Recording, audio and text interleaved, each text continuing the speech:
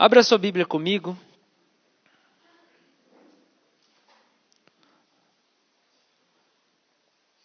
Nós vamos ler alguns textos.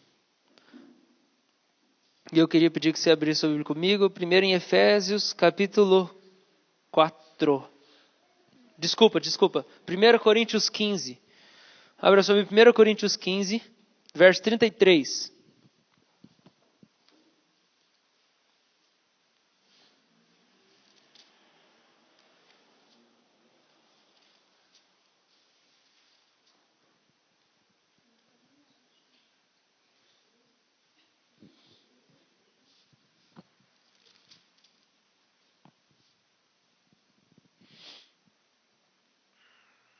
Esse é o primeiro texto que a gente vai ler.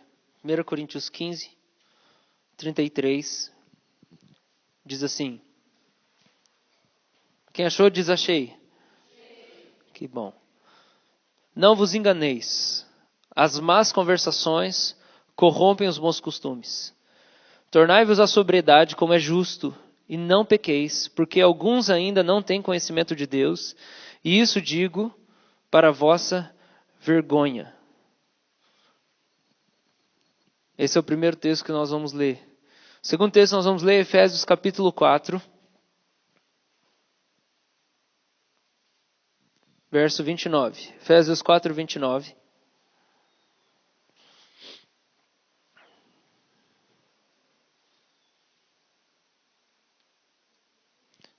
Diz assim: não saia da vossa boca nenhuma palavra torpe, e sim unicamente a que for boa para edificação, conforme a necessidade, e assim transmita a graça aos que ouvem. Não saia da vossa boca nenhuma palavra torpe, e sim unicamente a que for boa para edificação, conforme a necessidade, e assim transmita a graça aos que ouvem. E o último texto, Provérbios capítulo 10.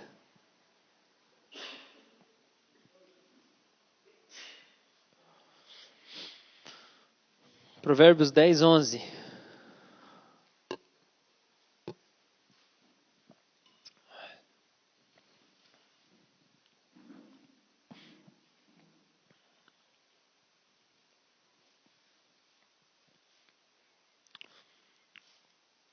A boca do justo é manancial de vida, mas na boca dos perversos mora a violência.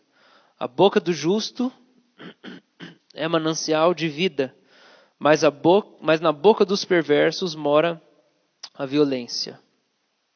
Amém. Você deve ter percebido que em todos esses textos tem um assunto em comum, né? Esses 3 trechos que a gente leu da Palavra de Deus fala sobre aquilo que a gente fala, sobre o que sai da nossa boca, sobre o que a gente diz, sobre o conteúdo das conversas que nós temos, sobre que som que a gente emite e que palavra que a gente usa para a gente se comunicar com as pessoas no dia a dia e nas coisas que acontecem na nossa rotina.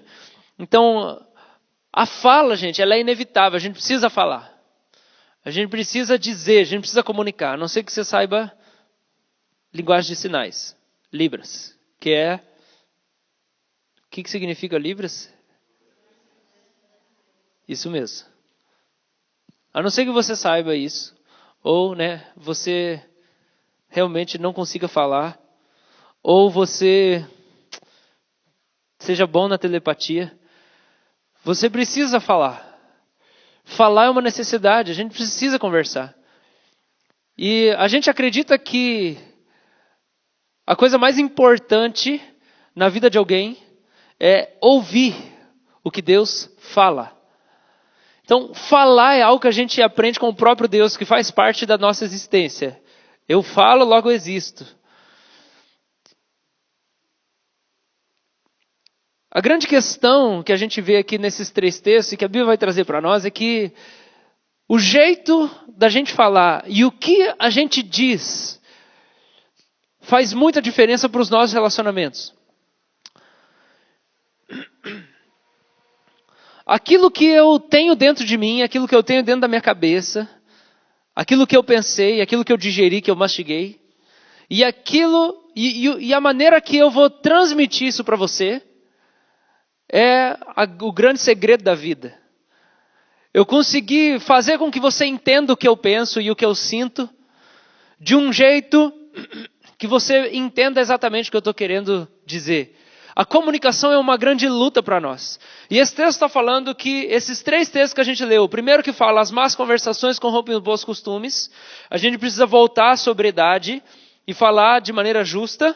O outro texto fala que a gente não deve deixar sair da boca nada que seja torpe. Torpe significa pesado, mas a gente deve falar o que transmite graça para as pessoas. E o outro fala que a boca do justo é manancial de vida.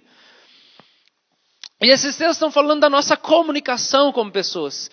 A gente precisa sondar o nosso coração e contemplar e se autoexaminar na maneira como nós estamos nos comunicando. Porque nos últimos tempos aqui na igreja, tem algo que Deus tem colocado diante de nós para a gente aprender, é uma cultura de honra. E quando a gente fala de cultura de honra, a gente fala sobre eu enxergar em você aquilo que Deus enxerga em você. A palavra honra, ela significa valor. E honrar significa estipular um valor.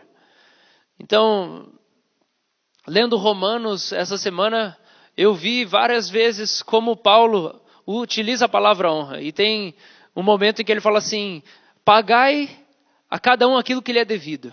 A quem tributo, tributo. E aí ele vai colocando várias situações. E por último ele fala assim, a quem você deve dar honra, você pague honra. E pagar honra, dar honra para alguém, significa você constatar, você olhar, você examinar, você perceber e você destacar o valor que aquela pessoa tem. Porque honra significa valor. E honrar significa estipular o valor. Então é você ressaltar na pessoa que está perto de você ressaltar em quem está à sua volta, o valor que Deus colocou nela. E a gente criar uma cultura de honra aqui na República, é a gente criar um ambiente onde para nós temos uma facilidade de reconhecer mais as virtudes que as pessoas carregam do que as falhas que elas têm. Então é a gente mais bem dizer do que a gente mal dizer.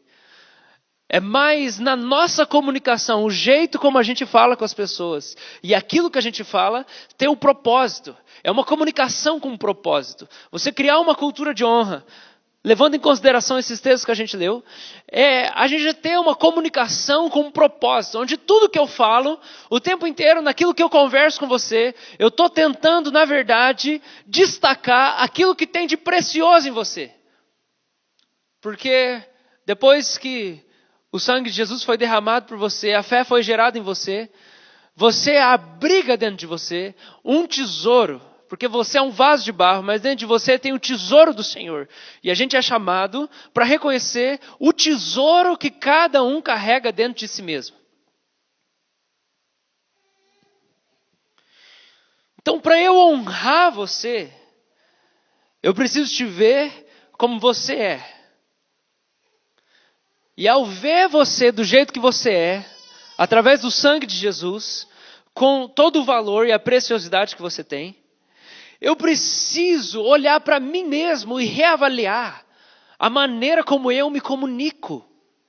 Porque a gente vem de uma caminhada sem Jesus, ou se você é convertido desde os 2 anos de idade, tudo bem, você está fora dessa.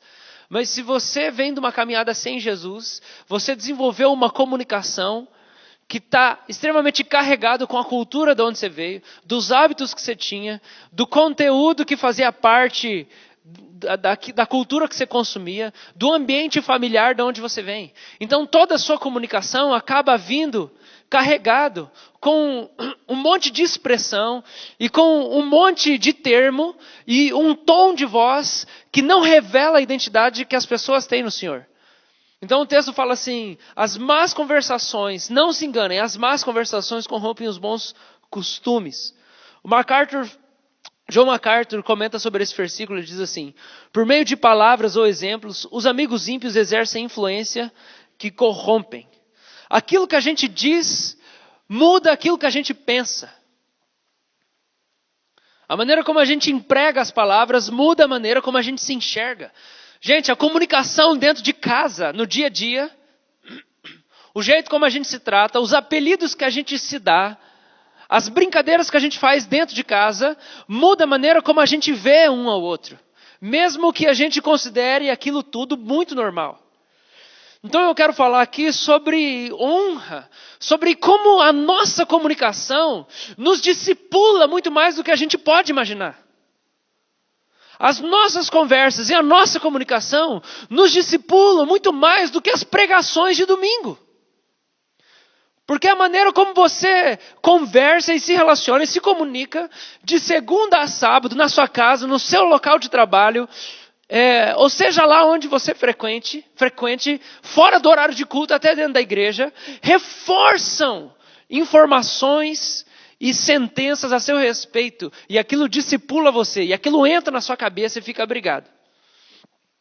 Às vezes, em aconselhamento, eu solto uma frase que desconstrói completamente a pessoa e deixa a pessoa completamente desnorteada.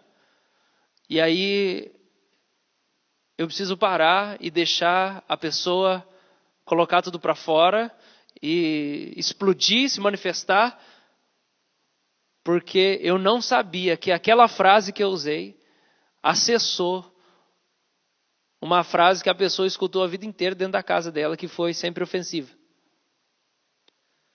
Porque sem a gente saber, a gente foi discipulado a vida inteira através das conversas que aconteciam na nossa casa. Então tudo que você foi ouvindo dentro da sua casa foi discipulando você. Aquilo do que os seus pais te chamaram a vida inteira foi discipulando você. Ou aquilo que eles nunca te chamaram foi discipulando você. E aquilo foi formando a sua consciência e o entendimento que você tem acerca de você mesmo. Você está comigo? Sim. Então, gente, há brincadeiras e apelidos no nosso meio que nos atrapalham, em primeiro lugar, a ver quem o outro é, mas também a externalizar o quanto eu sou grato a Deus pela vida do outro. Então a gente precisa, nessa caminhada com Jesus e nessa purificação do nosso coração e na nossa santificação e no conhecimento de quem Deus é, a nossa boca precisa passar por esse processo. Não é só o nosso bolso que precisa se converter, mas a nossa boca tem que se converter. Quando o profeta Isaías teve uma visão de Deus, a primeira coisa que ele falou assim: estou perdido, eu sou um homem de lábios impuros. Cada coisa que eu falo, eu vi o rei. E aí ele tem na visão aquela imagem do anjo que pega uma brasa e encosta na boca dele e fala assim: seu lábio está purificado. E ele fala: e agora? Quem que vai por mim? Quem que vai? Quem que eu vou enviar? E aí ele fala assim: eis-me aqui, Senhor, envia-me a mim. Eu falo: então você vai por mim. Mas gente, não tem como a gente ir por ele. Não tem como a gente viver como enviado dele se a nossa boca não for purificada. A gente precisa revisar a nossa comunicação para a gente poder revelar a vontade de Deus para as pessoas e a gente poder afirmar quem elas são para o Senhor.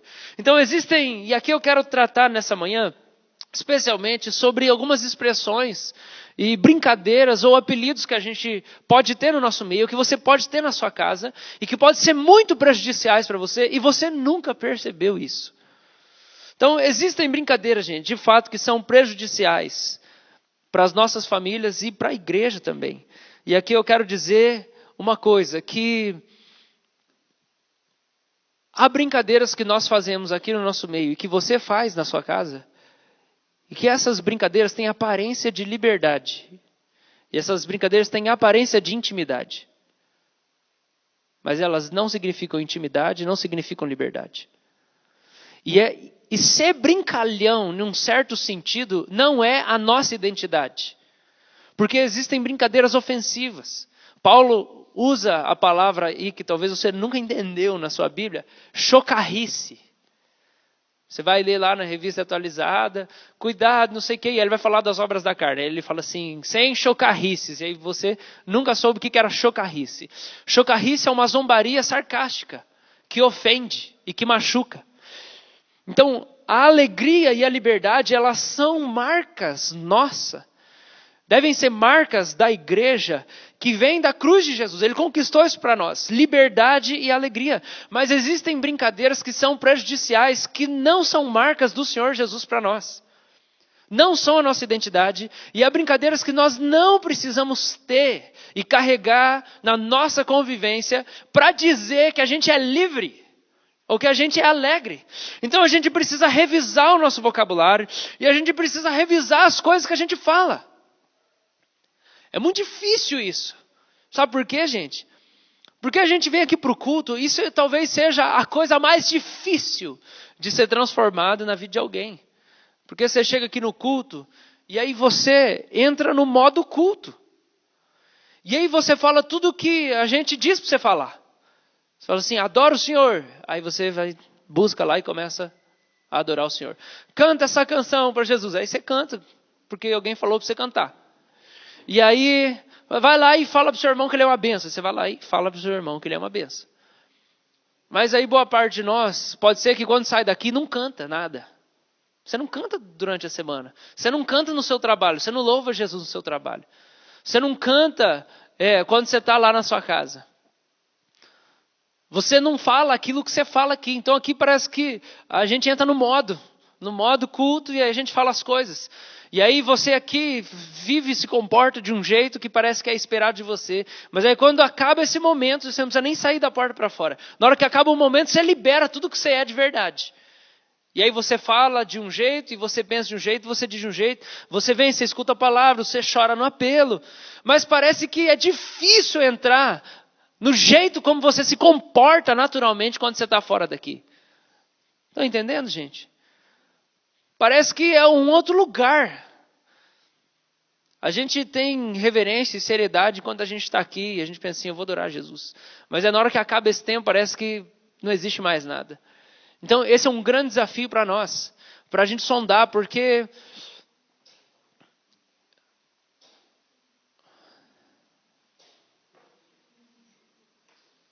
saúde. Porque a gente teria que sentar com cada um no dia a dia, ou exortar na hora do dia, na hora da vida. E geralmente quando a gente quer fazer isso no dia a dia, no tempo de convivência, fala assim, eu acho que isso aqui não é legal você falar. Geralmente o que as pessoas dizem assim, é o meu jeito, dá licença. E aí a gente tem dificuldade de construir uma cultura que é saudável. Porque é o seu jeito mesmo, porque durante 20 anos você foi desse jeito. Durante 40 anos você foi desse jeito.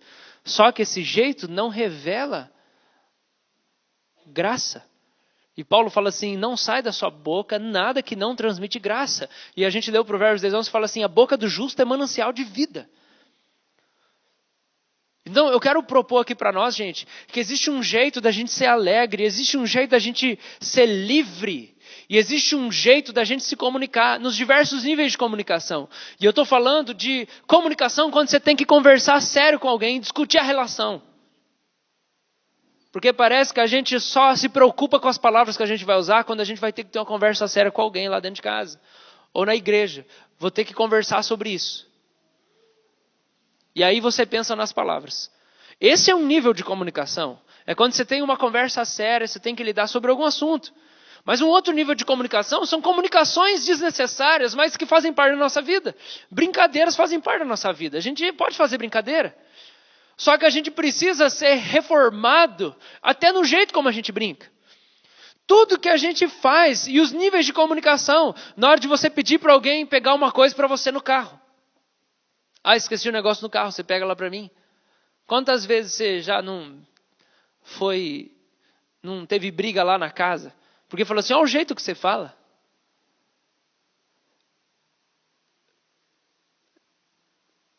A gente precisa dar a corda vocal para o Espírito Santo, ensinar a gente a falar. Porque tudo que a gente fala tem que transmitir graça, é o que Paulo fala. E a nossa boca tem que ser manancial de vida. E isso passa por duas coisas, gente. Pelo menos duas coisas, tá? Quando a gente está propondo a revisar as conversas que a gente tem e revisar o que a gente fala e a nossa comunicação, a gente tem que se propor a revisar duas coisas.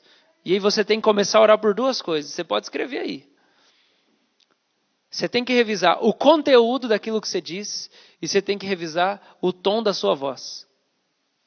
Porque a sua comunicação vai vir dessas duas coisas. O tom da sua voz vai dizer mais do que, em alguns momentos, o tom da sua voz vai dizer mais do que o conteúdo que você falar. Então, às vezes, você vai fazer toda a força do mundo para falar uma coisa gentil, mas você tem um tom de voz que sai rasgando. E aí você não conseguiu expressar nada gentil. E agora, o contrário é mais fácil para as mulheres, desculpe, mas porque para os homens é mais fácil ser um jegue no tom de voz. Porque o homem ele é meio brutão mesmo, né? E a brutalidade tem que se converter em firmeza. Amém? Porque ele não tem que deixar de ser firme, ele tem que ser firme. E aí, às vezes, o homem ele precisa trabalhar mais no tom da voz. Mas a mulher não, né?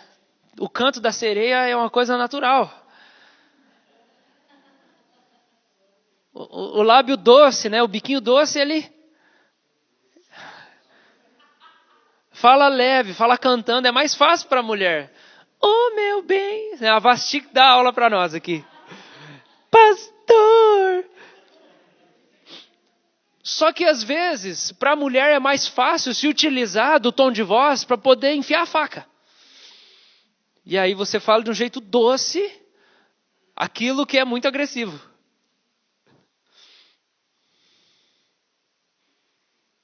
Você chega atrasado no lugar e ele fala assim, ai, desculpa. Aí você fala toda doce, ai, desculpa, a gente se atrasou. E aí você tem que soltar no final. É porque o fulano... E você está dando uma facada ali. Então, essas duas coisas precisam ser revisadas. O conteúdo do que você diz, mas o tom da sua voz. E você precisa orar por isso. Isso é um alvo das minhas orações. Senhor, muda o tom da minha voz. Eu quero falar igual Jesus. Eu quero falar igual Jesus. E eu não estou dizendo que o homem precisa se afeminar para ser amoroso. Porque tem gente que às vezes acha isso. Às vezes tem homem que acha isso, às vezes é mulher que acha isso. Né? Ó, o cara vai ser... Cara, ele vai ter uma voz de trovão. Entendeu? Ele não vai falar doce às vezes do jeito que você está querendo. É o jeito dele, é homem. Deus deu uma voz grossa para ele, um timbre grave. E não tem problema. Quando Jesus aparece para João com o olho pegando fogo, a voz dele parece o som de uma cachoeira, o som de muitas águas. E aquilo não era nada doce. Era o som de uma cachoeira. E essa era a voz de Jesus. Mas ele conseguia falar de um jeito que revelasse amor, porque ele é amor. Então a gente precisa colocar diante do Senhor isso, o conteúdo do que a gente diz e o tom da nossa voz. A gente precisa pedir para o Espírito Santo possuir nossa corda vocal. Amém? Então eu quero propor aqui para nós que a gente precisa sondar as coisas que a gente diz e o jeito que a gente fala. Mas antes eu queria lembrar de um cara que eu meditei nessa semana, e eu lembrei dele, que é Sansão. Acho que foi semana passada, na verdade. Por quê?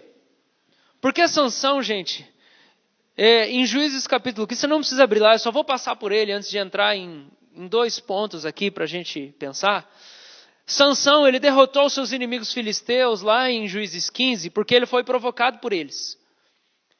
E eu acho que Sansão, ele é a personificação desse problema que eu estou trazendo aqui. Porque o que eu estou trazendo aqui, presta atenção, em nome de Jesus, gente.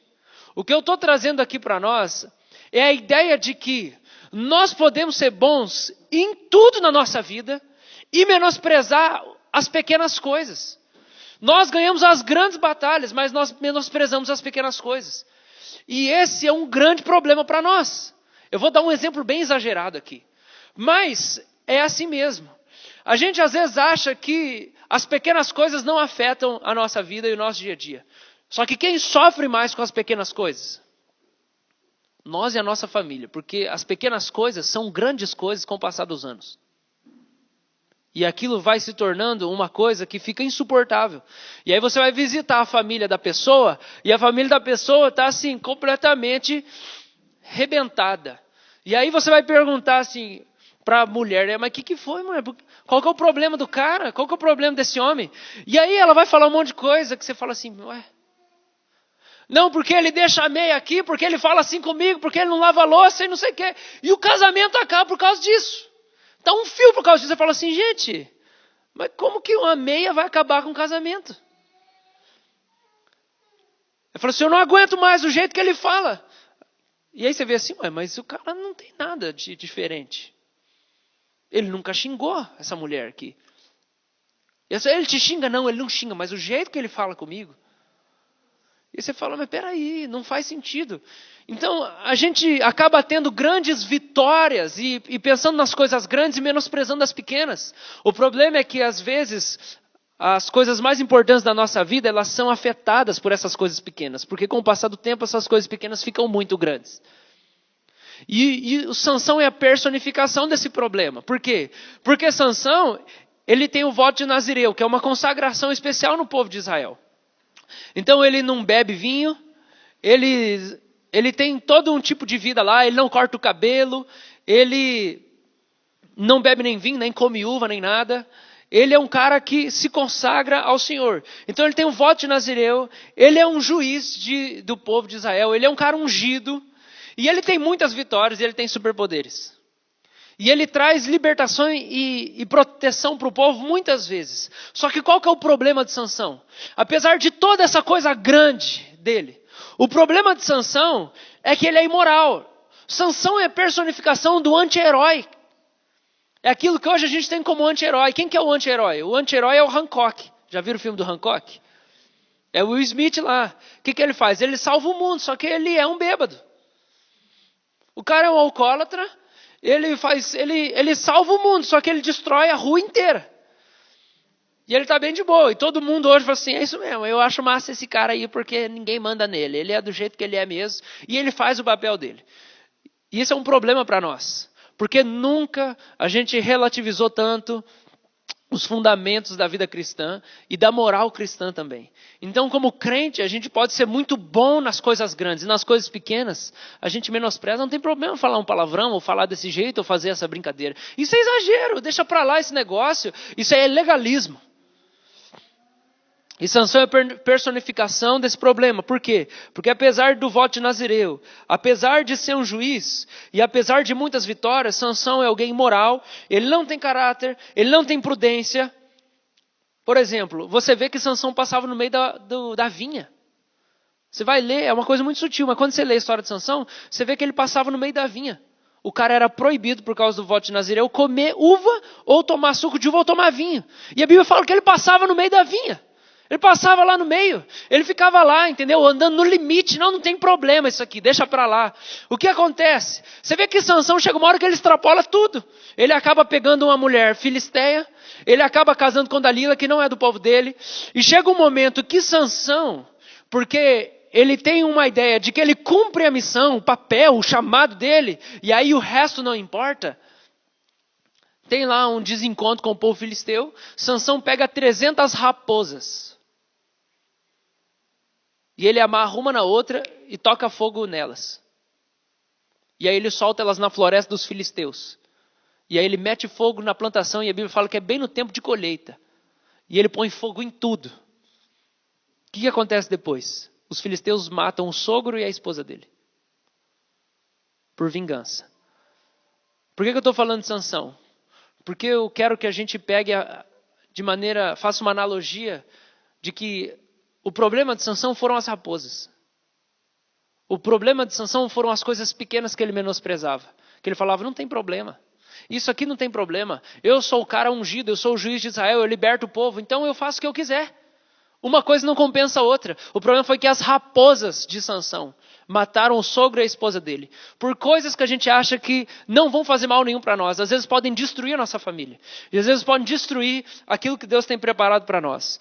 Então eu queria que a gente se colocasse e revisasse as coisas que a gente fala e o jeito que a gente fala. E a primeira coisa, eu tenho duas coisas, né? Depois de tudo isso que eu falei, eu queria pontuar só duas coisas aqui no nosso meio e na nossa vida.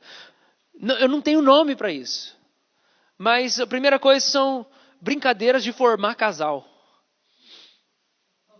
Eu não conheço o nome disso aí, né? Se alguém tiver com nome para isso.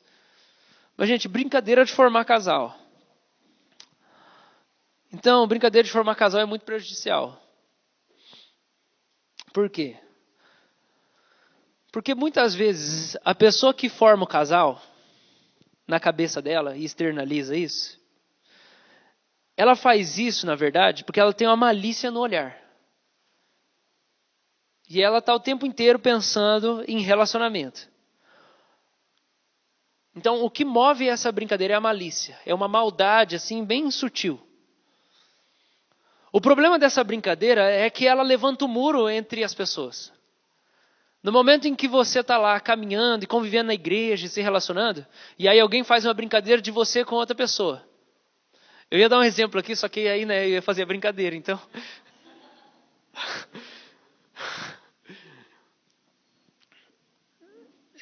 Então, na hora que você faz a brincadeira entre o irmãozinho e a irmã lá em Cristo, isso faz mal para a pessoa que ouviu. Por quê? Porque isso desestimula o amor. Porque que momento geralmente essa brincadeira surge? Ou se as pessoas têm alguma coisa a ver, aí nesse momento você, na verdade, desestimular a amizade. Ou se, presta atenção, o cara pareceu Jesus. Na hora que o cara pareceu Jesus,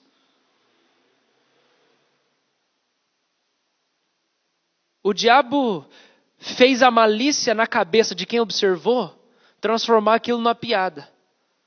Porque que hora que surge, gente, a brincadeira de formar casal? É na hora que o cara revelou Jesus de duas maneiras possíveis. Ou ele foi amoroso e ele fez um elogio para a menina e ele revelou Jesus para ela. Ou ele foi servo e ele deu uma carona para ela e ele revelou Jesus para ela. E aí uma pessoa que está do lado de fora, que não sabe o que é amor, pega aquele ato e aí ela fala assim, ó o casal ali. E aí levantou um muro entre as pessoas. E destruiu a possibilidade de Deus usar aquele cara para curar aquela menina.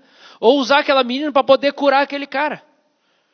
Porque nós sabemos que grandes problemas nós temos na nossa vida sentimental, na nossa vida íntima, na nossa vida sexual, na nossa cabeça, por causa de relacionamentos com o sexo oposto.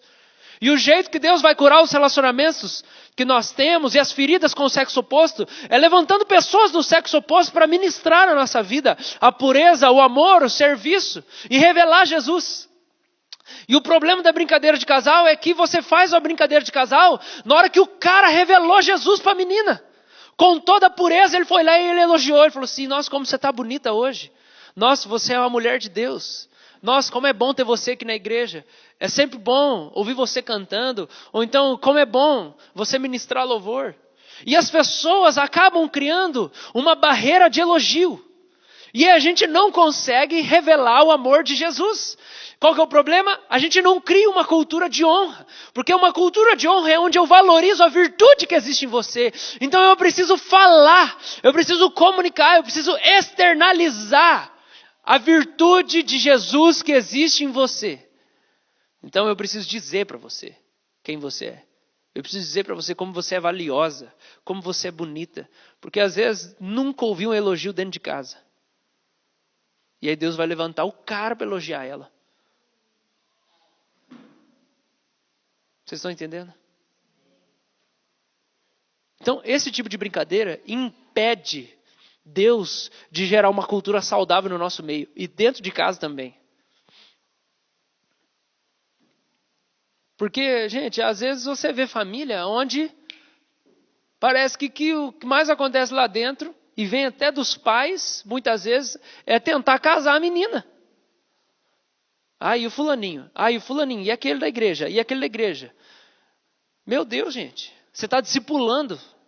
Você está discipulando a menina a viver para casar. Deixa eu falar, ela vai encontrar. Ela vai caçar e ela vai encontrar. Ela vai estragar a vida dela. Porque você está discipulando ela a viver para casar. Porque tudo é casamento, tudo é casamento, tudo é namoro, tudo é namoro. Mas ninguém nasceu para casar. A gente nasceu para glorificar a Deus. Casamento é um acessório da vida. Que se a gente não casar, a gente vai ter um pouco menos de consolo natural. Mas a gente ainda pode viver para a glória de Deus. E Paulo fala que quem é solteiro pode glorificar muito mais. Porque tem mais tempo. Então, tudo que a gente fala e as nossas brincadeiras dentro de casa e na igreja podem ser extremamente prejudiciais. E eu estou compartilhando isso aqui, gente, porque primeiro eu fui exortado por Jesus. Jesus me exortou. Jesus falou comigo, cuida mais com a sua língua, cuida mais com aquilo que você fala, cuida mais com as brincadeiras que você faz. E é por isso que eu estou dividindo isso com vocês. Então, o problema da brincadeira do casal é que ele desestimula o amor. Então, essa brincadeira, ela paralisa, porque ela constrange a pessoa. E aí pode travar a cura que Deus tem para dar para aquela pessoa através daquele relacionamento doce e carinhoso. O problema disso é que parece que para a gente se relacionar entre homem e mulher, a gente tem que ser sempre cavalo e frio. Porque se a gente é doce, aí é casal. Aí as pessoas cansam. E o que a gente faz? A gente desestimula o amor na casa de Deus. O amor fraternal não existe. A gente não pode se tratar como irmão. Porque o cara ou a menina que passou por isso, você fala assim, eu não vou mais abençoar então, eu não vou mais dar carona para ninguém, não vou mais elogiar ninguém, eu não quero nem saber também, eu vou ser grosso.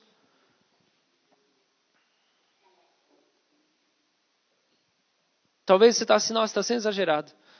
É porque tem coisa que faz tanto parte da nossa vida que a gente não percebe. Mas deixa eu dizer, isso não é a sua verdadeira identidade. Você não precisa disso para você ser livre, para você ser alegre. Isso não precisa fazer parte da nossa vida para a gente viver a verdadeira liberdade. Amém, gente? Para encerrar isso, e aí para o próximo e último ponto. Eu não estou falando, gente, para a gente não exortar alguém que esteja passando nos limites com a sua amizade, viu? Não é isso que eu estou falando. Tem gente que passa dos limites. Tem gente que encosta demais, tem gente que elogia demais. Só que, quando você vai conversar com alguém para exortar, você não faz isso com uma brincadeira. Você senta e fala, ó, eu quero exortar você em Cristo. Eu vi você fazendo isso, eu acho que isso não está sendo saudável, eu acho que você tem que orar por isso. Esse jeito como você trata, não rola. Porque pode ser ruim para o lado grosseiro, e pode ser ruim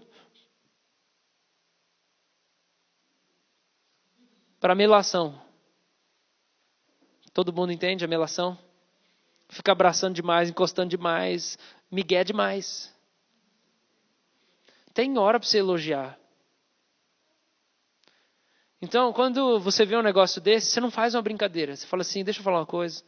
Estou orando por você. Estou orando por isso que eu vi. E eu queria que você orasse por isso.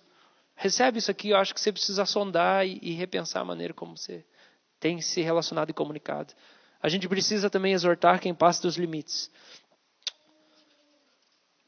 Vamos ler Tiago 1:26?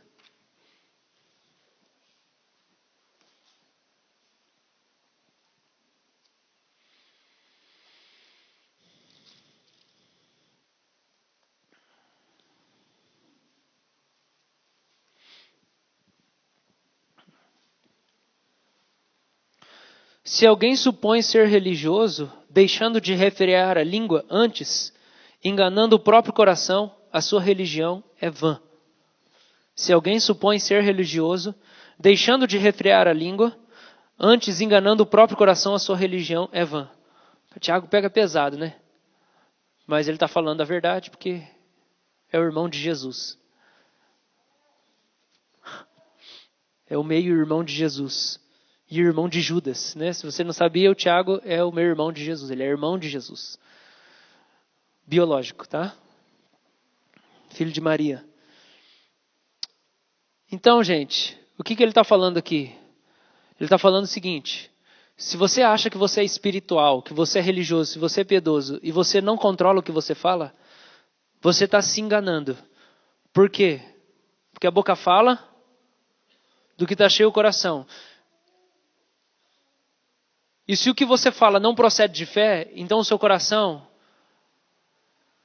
não está cheio de Deus. Só que você pode estar se enganando de que você anda com Deus. Por quê? Por que você pode estar se enganando de que você anda com Deus? Porque você faz um monte de coisa. O que o Tiago está primeiramente falando aqui é que a grande transformação que a fé gera em nós não é o que a gente faz, é o que a gente fala. Então, se a boca fala do que está cheio o coração, você tem certeza que o seu coração está cheio de fé e purificado, porque isso muda o jeito como você fala.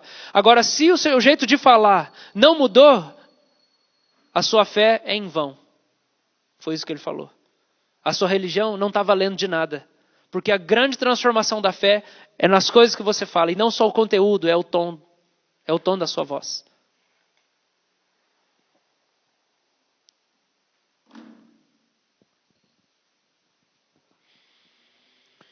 Por quê? Porque o que a gente fala, gente, é muito natural. O que a gente fala é a nossa adoração. Paulo escreve bastante, Hebreus também fala sobre o sacrifício dos lábios que adoram a Deus. O sacrifício de louvor que são os lábios que confessam o seu nome. Então, viver uma vida de adoração, ela passa em primeiro lugar em você mudar o que você fala naturalmente. Você quer saber se o seu coração está transformado? É uma consequência natural, é o jeito como você fala. E o que você fala quando ninguém está te vendo, ou quando você não está no culto, ou quando você não está preocupado com o que as pessoas vão pensar. Mas esse é o jeito que você fala. Porque isso é natural do seu coração. Porque você adora Deus o tempo inteiro com as coisas que você diz. É na hora que você vai comprar alguma coisa no mercado, é quando você está dentro de casa fazendo a brincadeira, ou na igreja, ou na rua, ou na faculdade, ou nas conversas imundas que você tem nos círculos lá, seja no seu trabalho, ou seja na sua faculdade. O que faz parte da nossa vida, às vezes está em ambiente onde as pessoas falam coisas extremamente sujas, mas a sua postura, o que você diz, se você entra ou não, ou se você estabelece um limite ali para dizer que você não pode comprometer a sua fé em Jesus com aquilo que você vai dizer, isso tudo mostra a transformação do seu coração. Porque eu acredito, gente, que a minha caminhada com o Senhor, o meu amor e a minha misericórdia, ele pede para mim que quando a conversa é imunda, eu diga e eu estabeleça, não com raiva, não com um tom de raiva, porque isso é comunicação, mas é dizer assim, eu prefiro não falar disso para isso não sujar o meu coração. Porque Paulo fala em capítulo 1 de Romanos, e ele diz também em Efésios que a gente precisa reprovar as obras das trevas. Você precisa dizer. Não é para você agredir, mas, cara, na hora que as pessoas estão sendo grosseiras, ou sujas, ou está tudo pesado, e a conversa tá ruim, você precisa falar amorosamente, mas dizer... Porque aí alguém vai falar assim, e aí, o que você vai falar? O que você acha? Você não acha também? Aquela mulher lá, você não acha ela gostosa? Ou aquele cara, ou aquilo, você não acha que é assim também? E aí você chegar e falar assim, não é assim que eu penso, não é assim que eu vejo, não é assim que Jesus vê essa pessoa. Eu prefiro não falar desse jeito de alguém que carrega a imagem de Deus. Ah, mas você está sendo exagerado. Deixa eu perguntar para você, que hora que você vai pregar o evangelho? Que hora que você vai pregar o evangelho? Que momento que você vai falar de Jesus? Porque você está esperando uma oportunidade desde que você converteu e ela nunca apareceu. Porque ela não vai aparecer, é você que tem que criar ela. Que hora que você vai confessar Jesus diante dos seus colegas de trabalho, dos seus amigos de faculdade? Não, peraí, estou esperando um momento. É você que vai criar o momento. E você vai ter atrito, porque você vai ter que falar. Eu não concordo com isso que vocês estão falando. Ou eu não penso desse jeito. Ou eu não acho saudável dizer desse jeito. Ou falar das pessoas desse jeito. E aí todo mundo mete o pau no chefe. E aí você vai lá e fica quieto. Que hora que você vai pregar, meu filho? Que hora que nós vamos pregar? Que hora que nós vamos evangelizar? É na hora que nós vamos reprovar os atos das trevas. Não com soberba, mas na hora que nós vamos estabelecer. Não é assim que o meu Senhor Jesus me ensinou. E isso quer dizer o quê? O conteúdo e o tom daquilo que você fala. Isso quer dizer aquilo que sai da nossa boca. Por quê? Porque se alguém se supõe ser religioso e não refreia a língua e não consegue controlar o que fala e não consegue pregar o evangelho, a sua religião é em vão. Porque a nossa fé que purifica o nosso coração vai mudar as coisas que nós falamos e vai mudar a seriedade. Gente, presta atenção. A fé que existe em nós e uma vida governada pelo Espírito Santo isso precisa acontecer. Vai levar você a experiências em que por diversos momentos você vai ter um tom de seriedade quando ninguém mais está tendo. Porque o inferno tem como ferramenta banalizar aquilo que é sério. Então vão dar risada daquilo que é isso aí mesmo, é a vida. E você ter um coração tomado pelo Senhor e uma vida guiada pelo Espírito Santo vai exigir de você muitas vezes quebrar o clima. não para agredir as pessoas, mas é que o evangelho agride, não tem jeito. Ele agride a mim, como é que eu vou querer impedir ele de agredir as pessoas? Ele não agride porque a intenção é agredir, mas é que não tem jeito de você revelar Jesus sem agredir. E eu não estou falando uma agressão verbal, eu não estou falando um tom de voz agressivo, mas na hora que você revela aquilo que é santo, e aquilo que é puro, e aquilo que é justo, as pessoas vão se sentir agredidas, porque elas vão falar assim, então você é o bonzão, então. E aí se você não estiver bem firmado em quem você é em Jesus, você vai se deixar ser intimidado pelo inferno na hora que você revela a justiça de Jesus. E a gente precisa muitas vezes falar aquilo que é justo, aquilo que é certo, e criar um tom de seriedade, quando todo mundo está na chocarrice, banalizando, na malícia, tornando menos importante aquilo que é muito importante. Por quê? Porque tudo aquilo que a gente conversa nos discipula ou discipula alguém. As nossas conversas discipulam as pessoas. Então às vezes a gente precisa quebrar o clima e falar assim, não gente, isso aqui não.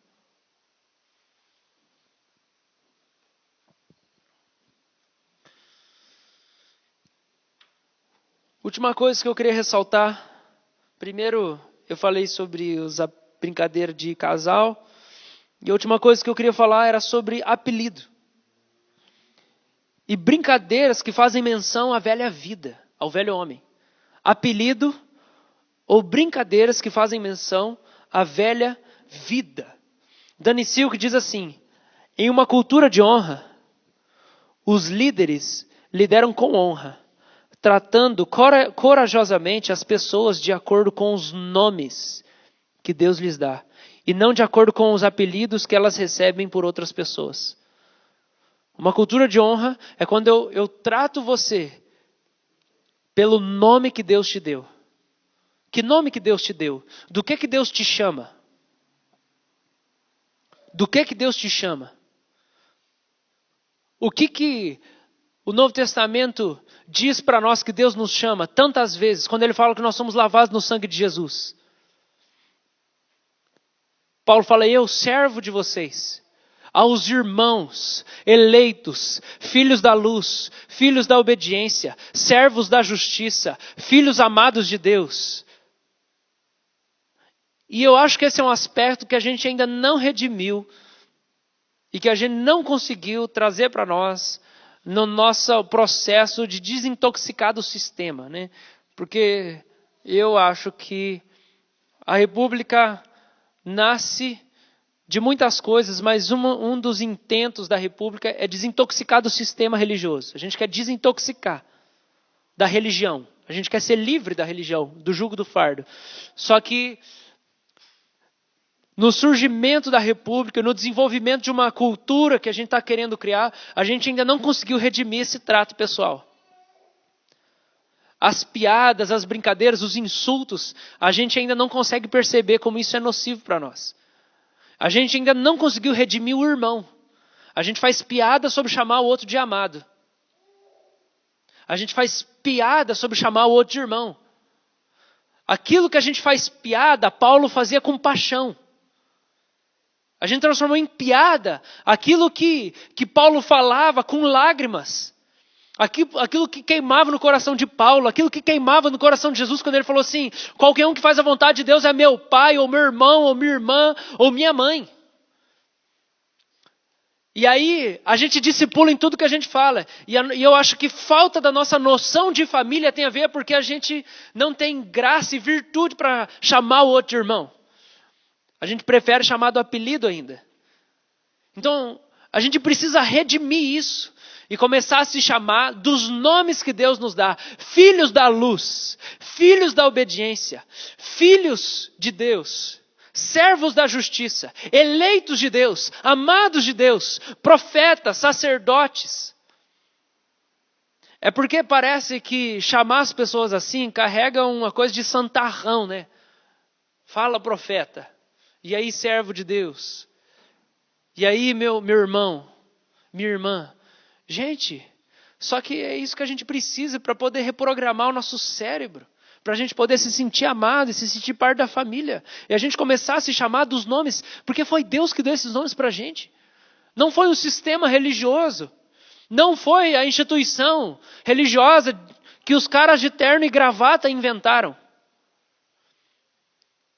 Foi Jesus que inventou. Foi Deus que inventou e falou: vocês são meus filhos. Vocês são irmãos. Vocês são filhos da luz. Vocês são filhos do meu amor. Vocês são meus eleitos, escolhidos de Deus. Foi Deus que inventou isso. E Paulo ensina a gente precisa começar a se tratar assim, gente. A gente precisa começar a se chamar assim. Porque isso vai nos discipular. As nossas conversas nos discipulam. E por causa do nome, tem muita gente do convívio, tem muita gente que eu faço questão de chamar pelo nome. Eu não chamo de apelido. Porque existe uma redenção do nome que precisa acontecer.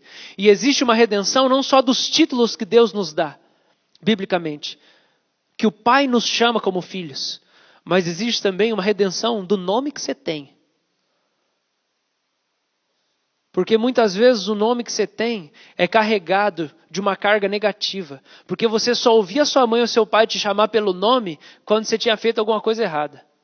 E você não gosta do seu nome, você gosta do seu apelido que você inventou, ou que outra pessoa inventou. E existe uma redenção do seu nome, porque o Senhor te chama pelo nome. Abra sua Bíblia comigo em Isaías capítulo 43. É o último texto. Isaías 43.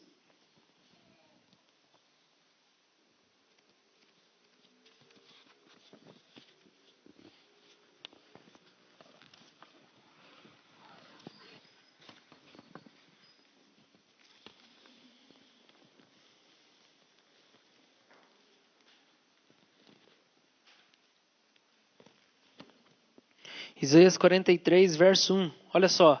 Mas agora, assim diz o Senhor, que te criou, ó Jacó, e que te formou, ó Israel. Não temas, porque eu te remi. Chamei-te pelo teu nome.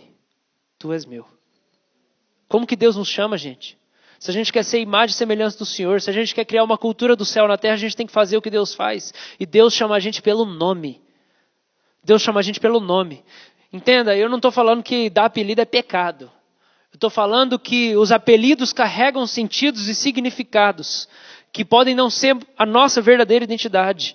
Por quê? Porque o teu nome é a sua identidade. Existe uma redenção do nome. Você precisa gostar do nome que tem e de quem você é. Porque foi Deus que te deu esse nome. Os apelidos, gente. Escuta assim, isso aqui que eu vou amarrar e eu vou encerrar aqui. Os apelidos, na maior parte das vezes, abrigam uma personalidade ou um personagem estereotipado e caricato, o qual você gostaria de ser e gosta de alguma maneira de alimentar. Você criou um personagem por trás daquele apelido e você gosta de ser chamado por aquele apelido, mas o nome que você tem, você não gosta do nome, você inventou um apelido, você criou um personagem.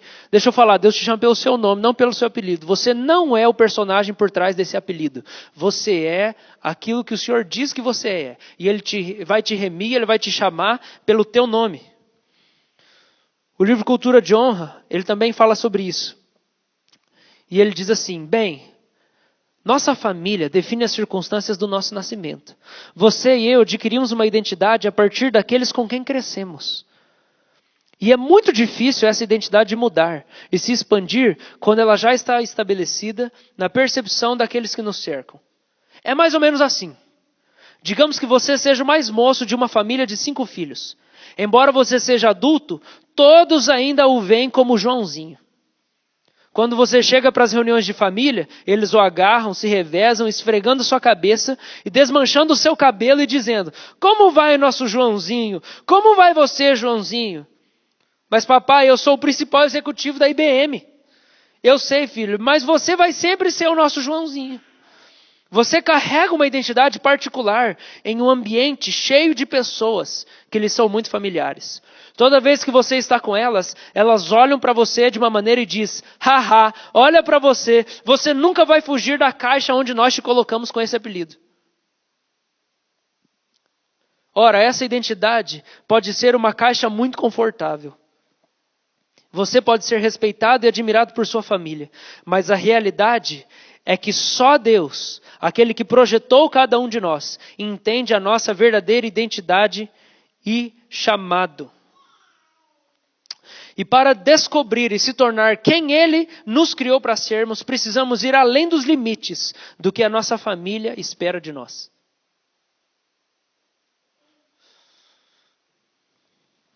Por quê? Porque tudo aquilo que a gente foi chamado e foi falado foi nos discipulando. E Deus quer fazer você ir além. Só que para você descobrir quem você é, você precisa abandonar quem você não é de verdade.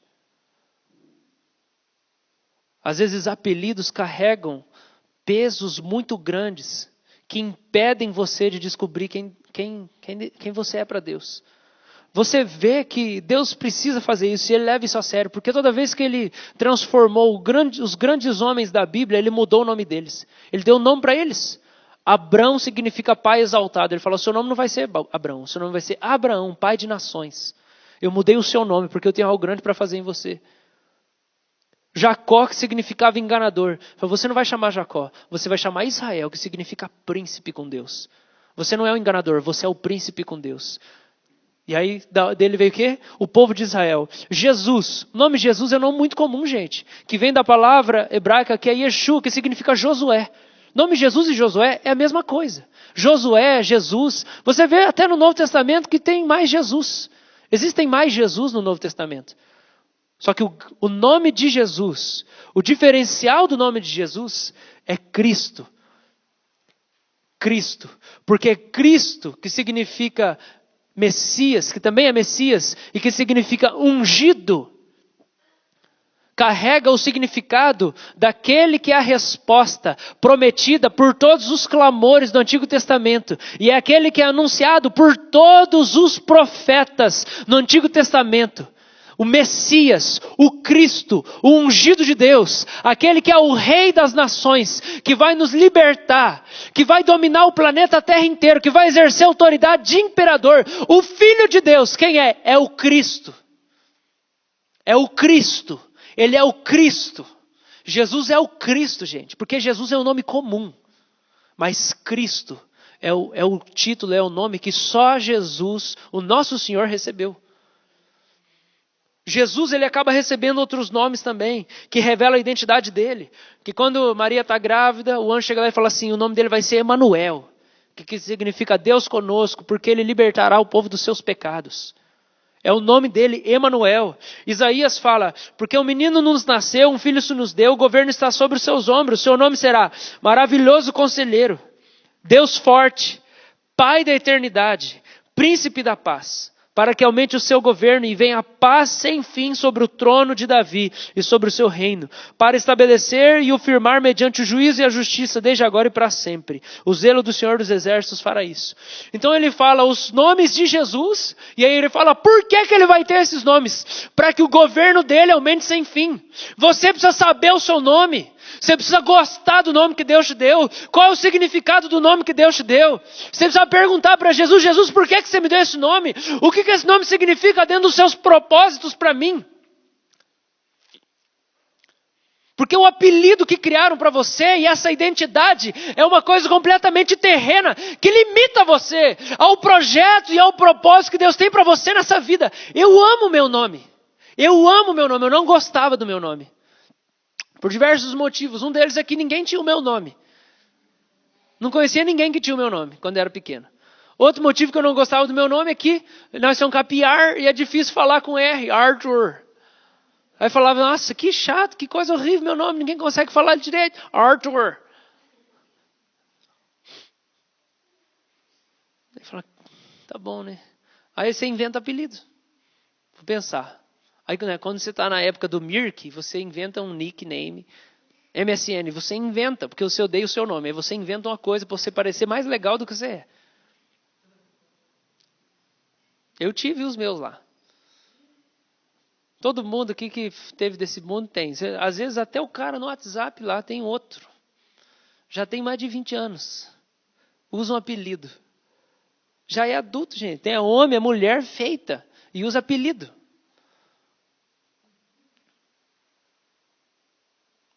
Mas aí o Senhor foi falando comigo, Ele foi ensinando a gostar do meu nome. Depois que eu conheci Jesus. Porque antes não. Porque aí meu pai falou assim, eu coloquei o seu nome de Arthur por causa do rei Arthur, porque ele tinha fé. Ele era um homem de fé. Eu nem conheço a história do rei Arthur, mas eu acredito que meu pai falou. Porque ele era um homem de fé, porque ele tinha fé. E porque, olha só, gente, o nome da gente define muita coisa. Aquilo que as pessoas nos chamam, sabe, o significado é profético, porque transforma, porque tem um poder de profecia. O nosso nome tem um poder de profecia. Então o rei Arthur é o quê? É o cara que tem muita fé. E qual que é a grande marca do rei Arthur? Qual que é? O que você pensa no rei Arthur? Na espada. Pregador. Que mais? A távola redonda. O que o rei Arthur fazia? Ele tratava toda a liderança com igualdade. Nenhum é maior que o outro. Ele tratava as pessoas com honra, com igualdade. E qual que é uma das maiores marcas do meu pastorado? É tratar as pessoas com igualdade. Falar assim, você não é maior que eu. Você não é maior que eu. Se você tem alguma coisa, pode vir falar comigo. Acessibilidade. Características do rei Arthur. E qual que é o significado de Arthur? Urso. Tá vendo como é profético? Mas não é só urso, é urso generoso. E uma das virtudes que o Senhor começou a semear em mim desde o começo da minha conversão é generosidade financeira em diversos sentidos, desapego material. Quer? Pode levar embora. Quer? Pode pegar. Eu não preciso disso. Quer minha roupa? Fica minha roupa. Então o que significa Arthur? É um cara de fé, é alguém que trata as pessoas com honra e igualdade, é alguém que tem a espada, que é a palavra de Deus, é um urso generoso, é alguém generoso. E eu vejo isso claramente se tornando marcas da minha vida ao longo dos anos. Por quê? Porque o nosso nome tem um poder transformador de definir quem Deus sonhou a gente para ser. E a gente precisa amar o nosso nome. E clamar ao Senhor, Senhor, eu quero viver isso aqui do meu nome. Agora deixa eu falar uma coisa. Se o seu nome tem um significado ruim, você pergunta para Deus. Por quê? E aí provavelmente Deus vai falar para você que Ele chama as coisas loucas e que Ele tira daquilo que não é nada para ser aquilo que é. Então é muito provável que se Deus te deu um nome, se você tem um nome que parece que só tem significado ruim, é porque Deus quer fazer exatamente o contrário daquilo que o seu nome significa, se ele é uma coisa ruim. Ah, o meu nome significa, sei lá, homem mau. O meu nome significa possuído de demônio. Olha, então deve ter alguma coisa misteriosa aí que Deus quer que você escorrasse os capeta. Amém, gente? Essa é a importância dos nomes, essa é a importância da gente valorizar aquilo que a gente fala, da gente levar o nosso nome a sério, porque Deus leva o nosso nome a sério. Vamos orar?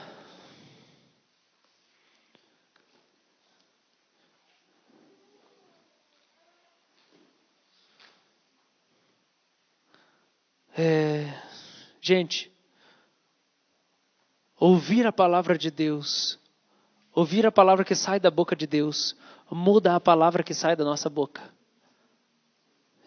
Eu vou repetir, escuta aqui. Ouvir a palavra que sai da boca de Deus, muda a palavra que sai da nossa boca.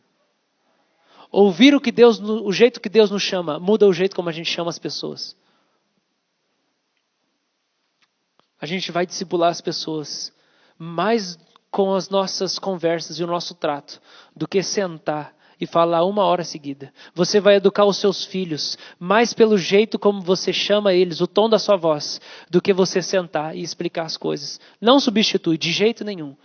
Só que a gente senta para ter conversa séria uma vez ou outra e a nossa conversa acontece o tempo inteiro. O jeito que a gente fala, o tom da nossa voz, o conteúdo das coisas. Então, lembra o que o Tiago falou. Se você se supõe ser religioso e você não refreia a língua, não cuida do que você fala, a sua religião não está fazendo muito efeito. Então começa a clamar para o Senhor tocar o seu coração, transformar suas cordas vocais, mudar a sua língua, o jeito que você fala. E eu te dou tarefa de casa, você lê Tiago capítulo 3, que é o capítulo inteiro falando sobre o poder da língua. Vamos orar. Senhor, obrigado, porque o Senhor nos chama pelo nome. E o Senhor tem uma identidade para nós que está escondida no nosso nome, Senhor. E o Senhor tem uma honra para nos dar que está abrigada no nosso nome. E o Senhor tem coisas preciosas para dar para nós, que tem a ver com o nosso nome, Senhor. Nós te louvamos, Senhor. Nós queremos saber quem nós somos aos seus olhos. Nós queremos saber quem o Senhor sonhou para que nós sejamos, Pai. Por que nós temos o nome que nós temos? O que isso tem a ver com o propósito do Senhor? Eu sei, Deus, que o meu nome, Deus, tem a ver com ser um homem de fé. Eu sei que o meu nome tem a ver com ser generoso com as pessoas. Eu sei que isso tem a ver com o meu chamado, com o meu ministério, até de que jeito. Eu sei, Deus, que Arthur tem a ver, Deus, com a palavra, com a espada, Deus. E o Senhor tem me feito aprender, Deus, a pregar a sua palavra. E tem me usado para tocar as pessoas pela pregação da palavra, pelo manusear da palavra do Senhor, Pai. Mas eu quero pedir, mostra para as pessoas aqui, Deus, nessa manhã, o que o nome delas tem a ver com o chamado delas, Senhor. O que o nome delas tem a ver com a história que o Senhor tem para elas, Senhor. Porque, Deus, pessoas aqui nas suas casas ouviram coisas ruins a seu respeito, apelidos, e Deus, apelidos ofensivos relacionados ao nome. Desde coisas bobas como Rafael, cara de pastel, ou coisas mais ofensivas, Senhor. Eu quero pedir que o Senhor venha em nome de Jesus, tirar o estigma ruim do nome que a gente tem, e nos ajuda a gostar do nome que o Senhor deu para nós. Vem redimir o nosso nome, Senhor. Dá a redenção do nosso nome. Por favor, Senhor, faz a gente ouvir o Senhor e os propósitos sobrenaturais que estão ali escondidos no nome que o Senhor nos deu, o nome que nós carregamos, Senhor. Eu oro por isso, meu Deus. Eu oro por isso, meu Deus. Espírito Santo, toma as nossas cordas vocais. Possui, Senhor, a nossa corda vocal. Muda o conteúdo do que falamos e o tom do que nós falamos, Senhor. Livra a gente das brincadeiras de casal, Senhor. Acaba com isso no nosso meio. Em nome de Jesus, Senhor. Acaba com isso no nosso meio, Senhor. Nós não queremos ser como Sansão, Senhor. Vencer as grandes batalhas e perder as pequenas, que depois destroem todas as outras, Senhor.